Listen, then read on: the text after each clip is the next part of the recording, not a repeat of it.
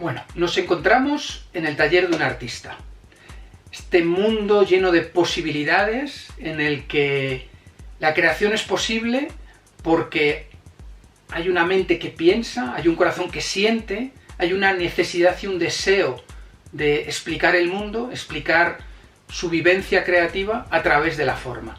Habitualmente nuestro concepto de escultura está más cerca de esto, ¿no? De cabezas modeladas, talladas, de materiales como la piedra, como el barro, como la cerámica, como el metal, elementos de cerámica cocida, elementos de metal forjado y patinado, donde con una intención más o menos figurativa podemos reconocer formas, ¿no? Aquí podemos reconocer una especie de animales, y después hay un salto, ¿no? En el proceso creativo de Luis Jaime Martínez del Río hay un salto y una exploración con las telas, con materiales blandos, y con las obras con materiales reciclados. Ahí vemos madera, alambres, mallas, trozos sacados de otros elementos, de otros objetos del mundo industrial, que son desmontados y resignificados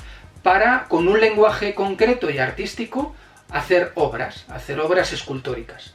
Aquí vemos restos de discos duros, de calefactores, una cantidad tremenda de elementos que además pueden ser llevados al mundo de la imagen digital y la fotocomposición para generar mundos oníricos y mundos en los que esas obras que estamos viendo fotografiadas pueden formar parte también como una especie de pintura digital, ¿no?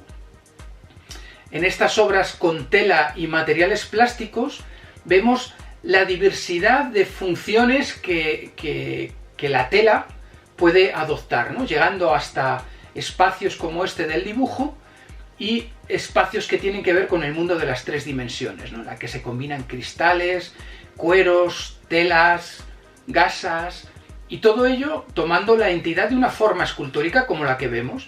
Realmente no hay distancia, artísticamente hablando, ¿no? Entre el volumen modelado, el de esta mujer, con esta otra forma que está construida, que está confeccionada a base de telas y de elementos reciclados, ¿no?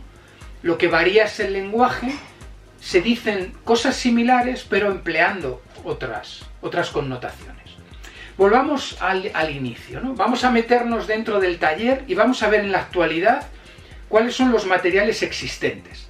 ¿Qué es lo que este artista, Luis Jaime Martínez del Río, está empleando para crear sus obras en el 2021?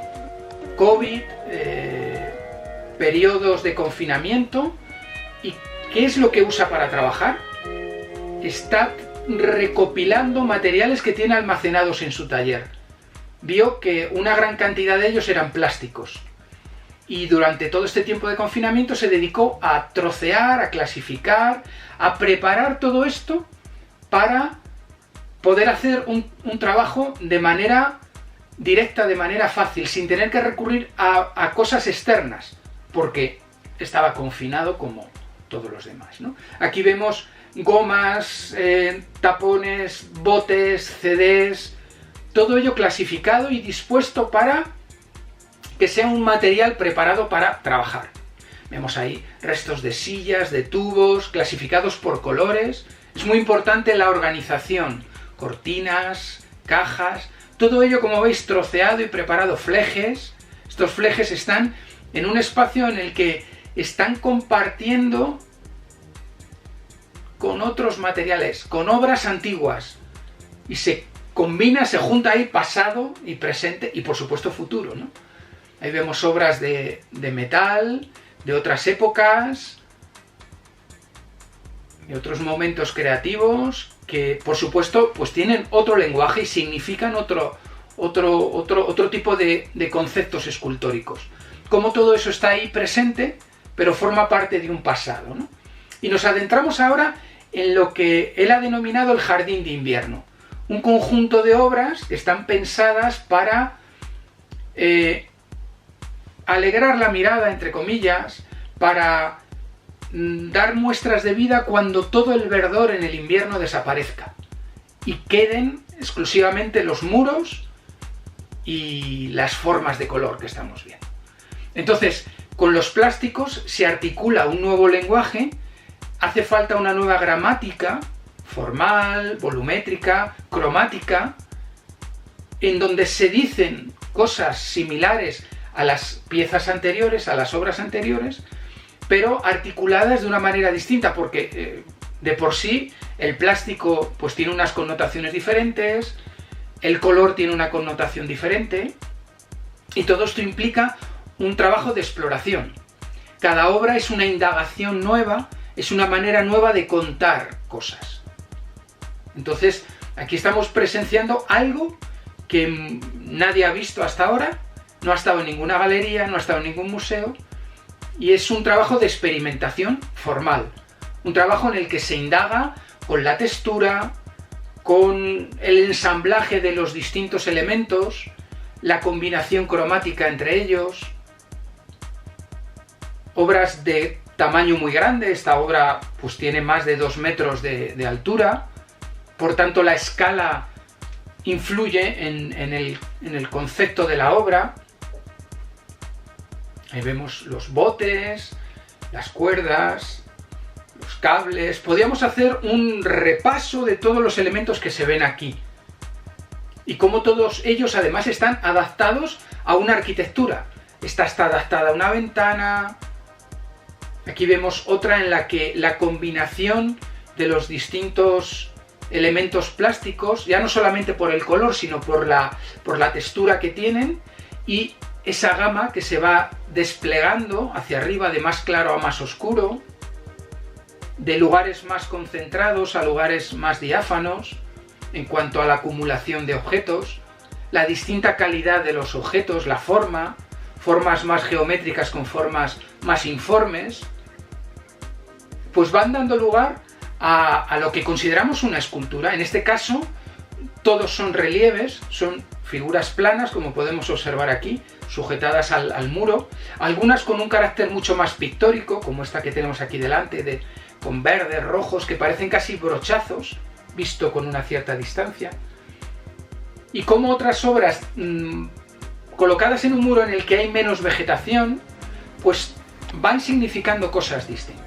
Esta es una obra que está en proceso, con lo cual vemos un poco pues cómo es el mecanismo de quita y pon, de ir añadiendo, ir restando, ir haciendo ensayos hasta que formalmente las cosas encajan, ¿no? Aquí no hay ningún plan preestablecido, hay simplemente un bosquejo inicial y hay mucha prueba, mucho ensayo y error, hasta que por intuición se va llegando a una solución formal, a una solución plástica, escultórica.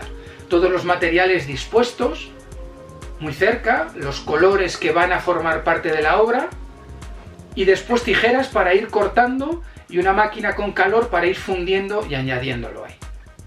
Bueno, esto que hemos visto es un poco el proceso creativo de un artista que adapta lo que tiene a su disposición en este momento, ya digo, de confinamiento, para generar un conjunto de obras que además están pensadas para que en todo este tiempo de confinamiento que va a seguir, cuando llegue el invierno, esas obras adquieran mucha más presencia, mucho más sentido, y por tanto sirvan para alegrar la mirada, dar señales de vida, dar señales de que hay un alma sintiente, hay un alma pensante, hay un alma creativa que está ocupando el mundo y que está mostrando lo que lleva dentro. Estas obras transforman el espacio, le resignifican, hacen que ese lugar en el que antes exclusivamente había esas esculturas que veíamos de cerámica, de piedra, de metal, de repente hay un elemento nuevo que hace que ese espacio cambie y que compita en cierta medida con las flores y sea en el invierno como un eco de lo que ha quedado ahí.